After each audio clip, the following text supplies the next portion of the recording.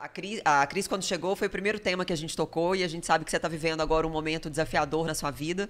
E a gente queria que você falasse um pouquinho como alguém que foi censurada das mídias e como alguém também que já viveu num país comunista. Então eu quero que você traga essas duas visões para as pessoas entenderem que isso não é uma brincadeira, que a gente não está fora de risco, porque você tem propriedade para falar de ambos os assuntos. Na verdade, nas mídias não, né? Nós, eu e a Zoe, somos censuradas, autocensuradas aqui na Jovem Pan, porque a Jovem Pan está sofrendo censura prévia. Aqui na Jovem Pan, a gente... Nós tivemos que sair do ar dos programas que nós participamos na Jovem Pan. Não, você falou aqui na Jovem Pan, eu falei, a gente tá na Jovem Pan? Não, a gente está fazendo pelo canal do... Né, convidados pela Jovem Pan. Não, nas mídias, nas grandes mídias, nas mídias, exatamente. Por conta de censura prévia estabelecida pelo TSE, determinada pelo TSE a pedido do PT. Pois é, Cris, você é minha companheira aí de trincheira, né, minha amiga aí. Infelizmente, na segunda-feira, desde segunda-feira eu tô fora do ar, recebi uma ligação aí da Jovem Pan pedindo para eu tirar umas férias, né, para esperar toda essa loucura passar, para me preservar e preservar também a empresa. Então, eu entendo o lado da Jovem Pan. Mesmo a gente sempre trabalhando, né, a Jovem Pan trabalhando com os dois lados, colocando os dois lados da moeda, sempre agindo da forma certa, estão sofrendo essa censura aí. A gente vê a perseguição, né, chegou. Por quê? Porque a esquerda está desesperada. Hoje a gente vê isso. O TSE, esses ministros estão agindo de cabeça quente. Quando você age de cabeça quente, você mostra a tua verdadeira face. E eles estão mostrando aí a verdadeira face deles. Qual é a face? Da censura, de não respeitar a opinião contra, de fazer de tudo, né, jogando sujo para o outro candidato perder. E com isso, eu sempre tento ver pelo lado positivo. Eu fiquei triste na segunda-feira à tarde, chorei, falei com a Bia Kisses, ela tentou me acalmar, porque ela é uma pessoa sempre muito centrada, né? Ela falou, Zoe, calma, você vai para as suas redes sociais, continua o seu trabalho, e depois da eleição você volta. E depois eu fiquei pensando, né, tentando achar um lado positivo dessa história. E eu encontrei esse lado positivo.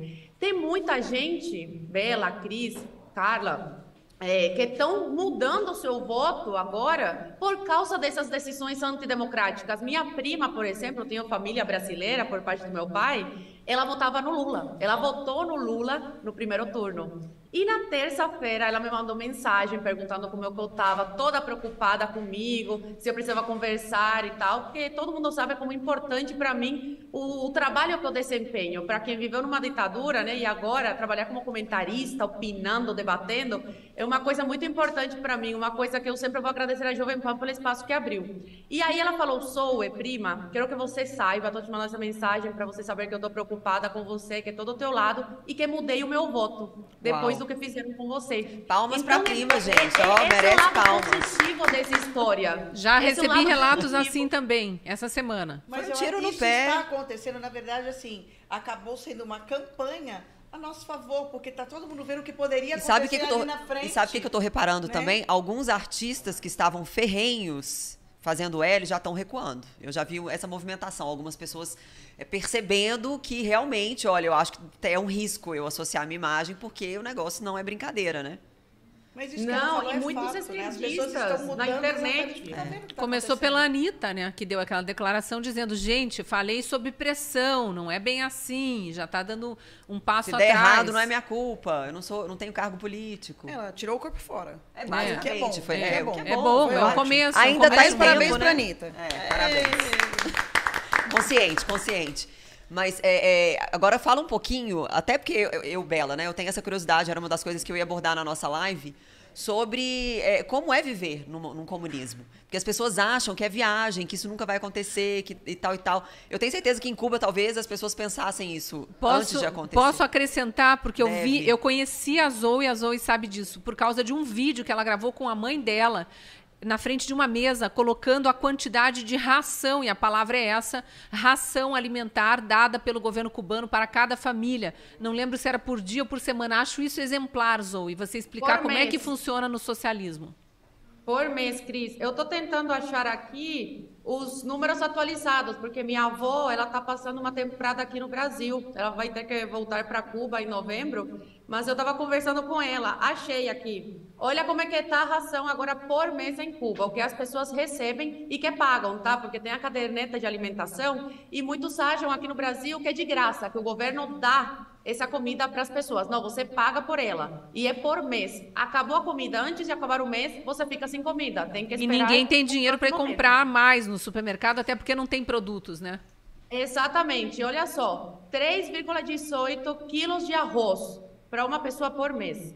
283 gramas de feijão, 283 gramas de ervilha.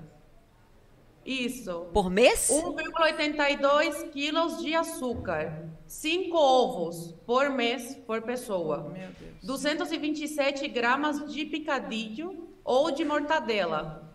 341 gramas de frango congelado. Um pacotinho de café, um sabonete de banho, um sabão de lavar roupa e uma pasta dental quando tem. Não tem nem papel higiênico. Não. Papel higiênico Mas não. se a pessoa quiser absorvente, comprar, não. vende, não?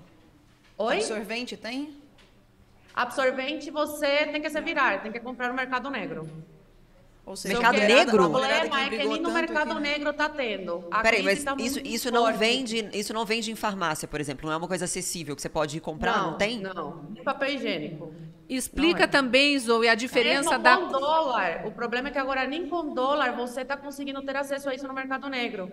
Porque em Cuba teve um período especial depois que caiu a União Soviética, né? E aí parou o financiamento com Cuba. E depois dessa crise, nunca teve uma tão forte como a que a gente está vivendo hoje em Cuba. Então, meu avô fica dias sem internet, sem luz, sem eletricidade. Ficou 4 dias sem eletricidade agora, semana passada. Diga-se de passagem, gente. Fica 2 horas, 4 horas e cai de novo. E diga-se de passagem, Fidel Castro é um dos caras que Lula admira. Acha ele maravilhoso. Esteve na fundação do Foro de São Paulo, junto com Lula. Exatamente. Sim, Zoe, eu acho bem exemplar também, bem importante. Explica a diferença da Cuba que o turista vê, porque muita gente vai para Cuba para visitar, óbvio, né? Não vão para Cuba para morar. E volta e diz, não, Cuba é linda e tal. E a Cuba em que os cubanos residem, que não é aberta para turistas. O Cris, o nosso colega Guga Noblar, ele foi para Cuba e no Morning, uma vez o Paulo Matias, recente agora, me perguntou, eu vi um vídeo teu falando que você não sabia usar papel higiênico, eu conheci o papel higiênico aqui no Brasil. E eu contei a história, aí o Guga falou, quando eu fui tinha papel higiênico.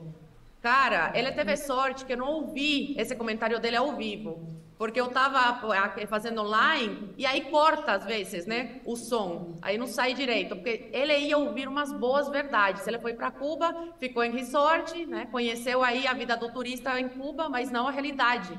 E, infelizmente, eu conheço muitas pessoas no Brasil que não conhecem a realidade do povo cubano, mesmo tendo ido visitar Cuba. Olha, porque existe a Cuba maquiada, existe. Né? Aquela parte da cidade linda para turista, Baradeiro eu não conheci. Baradeiro, na minha época, que é a praia mais famosa de Cuba, para onde os turistas, né, vão quando vão para Cuba, eu não conheci porque era proibido na minha época cubano frequentar esse tipo de praia. Hoje, eles liberaram por quê? Porque Cuba está sem dinheiro. O Brasil, né, o Bolsonaro parou com os financiamentos, a Venezuela está falida, a Argentina está falida, não tem país para financiar Cuba. Então, eles precisam do dinheiro dos cubanos que têm família fora e conseguem ter acesso, né, a esses hotéis em dólar, hotéis mais luxuosos. Por isso que eles liberaram hoje para o cubano. Então, o cubano, infelizmente, vive uma realidade há 60 anos de restrição. Restrição que não tem liberdade, não tem direitos básicos, né, não tem comida e não tem o direito de reclamar e pedir por esses direitos fundamentais.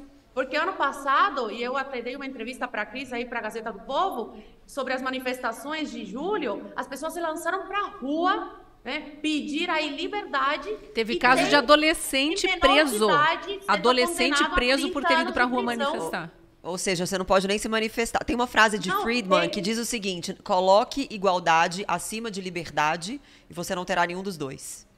É basicamente tem menor isso. De idade que foi preso por ir para a rua em julho do ano passado a se manifestar. Tem cubano sendo condenado a 30 anos de prisão por exigir um direito fundamental. Gente, a liberdade de trocar o governo, de querer um país melhor. de querer dignidade. Você não tem o direito em Cuba de pedir isso.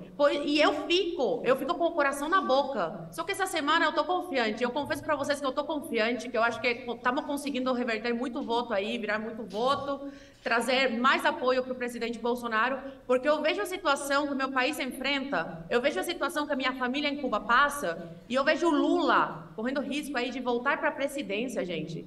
De verdade, não dá para mim, porque o dinheiro, eu falo que o dinheiro que o PT roubou não foi apenas para enriquecer a família do Lula, para enriquecer aí a quadrilha do PT. Não, muito desse dinheiro foi enviado para ditaduras, para fortalecer as ditaduras.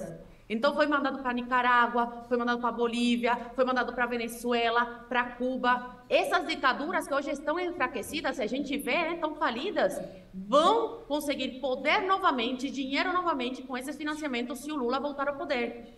Em 2018, a gente tinha tanto medo do Haddad ganhar, que eu e minha família, a gente se naturalizou. Meus pais votaram pela primeira vez na vida, aos 40 e poucos anos de idade, para votar no Bolsonaro. De tanto medo que a gente tem da esquerda no poder. E na Venezuela, os venezuelanos, um tempo atrás, davam risada quando os cubanos falavam: olha, vocês estão indo pelo mesmo caminho de Cuba, cuidado. Ô Bela, eles davam risadas, te falo porque meus primos são médicos e eles participaram de programas como Mais Médicos, só que na Venezuela. Então, eles viveram na época aí do Chávez antes. Eu queria até fazer uma parte, Zoe, para falar sobre o Mais Médicos rapidamente. Estamos com tempo, né? Posso falar aqui? Acho que sim. É o seguinte, a Zoe falou de duas coisas aí, porque o Brasil cortou o dinheiro para Cuba e Cuba está passando necessidade. A gente precisa esclarecer primeiro o Mais Médicos, que foi um programa do PT em parceria com a OPAS, que é uma organização internacional para intermediar o envio de médicos cubanos para outros países, e com o governo de Cuba. O que aconteceu com o Mais Médicos quando o Bolsonaro venceu a eleição? Ainda no governo de transição, final de 2018, antes dele assumir, o atual governante de Cuba, o ditador Miguel Díaz-Canel, suspendeu a participação de Cuba no programa e retirou os médicos do Brasil, porque sabia que ia haver uma investigação em cima daquele programa e que ia ficar escancarado o esquema semi-escravocrata que era, porque os médicos eram obrigados aqui no Brasil a ceder seu salário. Aliás, o salário ia direto para o governo cubano e o governo cubano repassava uma parte desse dinheiro para os médicos.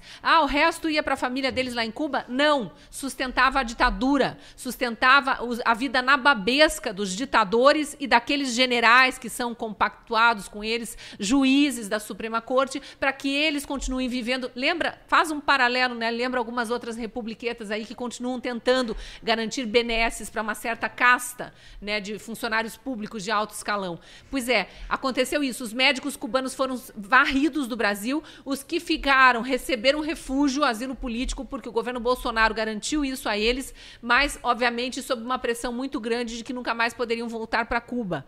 E em relação a outro financiamento muito ilegal que foi feito, ilegal mesmo, tanto que houve CPI, houve investigação de polícia, de Ministério Público, dinheiro do nosso BNDES, que é o Banco Nacional de Desenvolvimento Econômico e Social, para desenvolver o Brasil, dinheiro público, pago pelos brasileiros através de impostos, de um banco público, era desviado para outros países, por acaso, né? Venezuela, Nicarágua, Cuba e algumas ditaduras da África, para sustentar ditaduras. Então tem o Porto de Mariel em Cuba, que é um porto muito mais moderno do que os portos que a gente tem aqui no Brasil, que foi construído com dinheiro público brasileiro, a título de financiamento para o governo cubano. O dinheiro que o governo de Cuba deveria ter pago de volta não veio. A garantia que foi dada pelo governo cubano na época era ações da empresa fabricante de charutos, e obviamente que o Brasil não ganhou essas ações, não vieram. Então é prejuízo de tudo que é lado. Não é que o Brasil cortou dinheiro para Cuba. Simplesmente, no governo Bolsonaro, o BNDES começou a atuar como banco desenvolvedor do Brasil, como deve ser. E o Mais Médicos virou o Médicos pelo Brasil, que é um programa muito mais eficiente agora, que dá vaga a brasileiros. Ficou, mas ele recebe... O que o presidente Bolsonaro fez foi o seguinte: vai ter que fazer o revalida, tem que revalidar o diploma, né? Os médicos. Sim. E aqueles que quiserem ficar, a gente vai dar asilo. E o salário vai começar a ir para eles 100%. Então, aqueles médicos que quiseram ficar, puderam ficar aqui no Brasil. O Bolsonaro não expulsou ninguém. A grande maioria foi embora, que tinham muitos que, inclusive, nem eram médicos, né? Eram ativistas. Cuba. Cuba. Sair da ditadura para vigiar os médicos verdadeiros. Eu ia fazer mais uma pergunta para você, Zoe. Eu ia fazer mais uma pergunta, se você consegue contar brevemente a tua história, como que a tua família veio parar aqui no Brasil e o que vocês sofreram para conseguir se reunir de novo, para as pessoas terem noção, né, da dificuldade. Antes da Zoe responder, a Bia já está aqui online. Bia, vira o seu celular na horizontal. Isso. Vou ter que arrumar. Dá uma limpadinha na câmera. Vai arrumando e a Zoe responde como chegou de Cuba. Dá uma limpadinha na câmera. Isso. Não, uma coisa que é boa, que eu sempre reforço, é que o Bolsonaro, ele não cortou. Foi a ditadura cubana que não quis mais negócio, porque o Bolsonaro queria pagar o salário integral, completo, para o cubano, para o médico, e não mais para a ditadura. Aí não foi um bom negócio para a ditadura, óbvio, né? Porque nunca foi pela saúde das pessoas, nunca foi uma questão humanitária. Sempre foi uma questão de enriquecimento, né, para a ditadura. Então é bom deixar claro. E, mas portando essas coisas, vocês atrapalham o povo, né? Coitado do povo cubano, são os afetados diretamente. Gente, mentira. Você dando essas regalias para a ditadura, você fortalece essa ditadura, você fortalece a repressão dos cubanos, tá? Então as pessoas têm uma ideia errada, falando que o embargo, né, atrapalha só o cubano. Não, o embargo, que na verdade não é embargo, né, essas sanções, o objetivo das sanções é atrapalhar a ditadura, porque a ditadura caindo, o povo consegue ser livre, tá bom? Então é bom deixar claro isso. E respondendo a pergunta aí, oi, Bia. Oi, Bia, tudo bem? Seja muito bem-vinda. A Bia, que foi a primeira mulher presidente da CCJ. E aí, como é que tá? Bom dia, Bia. Tudo bem, querida? Prazer. Bom dia, meninas. Que prazer estar aqui com vocês. Conta aí, Bia, por que você apoia o presidente Bolsonaro? Bom, eu apoio o presidente Bolsonaro, primeiro porque eu não sou burra, né? Então, desculpa. Porque você tem mais de 2 neurônios, né? A minha resposta é essa, quando eu acho que eu tenho mais de 2 neurônios. Excelente. Mas, falando seriamente, eu acho que o presidente Bolsonaro, ele representa todas as pessoas que não são pessoas que têm uma índole revolucionária. Então, a gente sabe que a esquerda, ela quer fazer revolução. Ela quer destruir tudo, né? E colocar o caos no lugar, porque aquele discurso deles de um mundo melhor, mais fraterno, igualitário, isso já foi provado que não deu certo em nenhum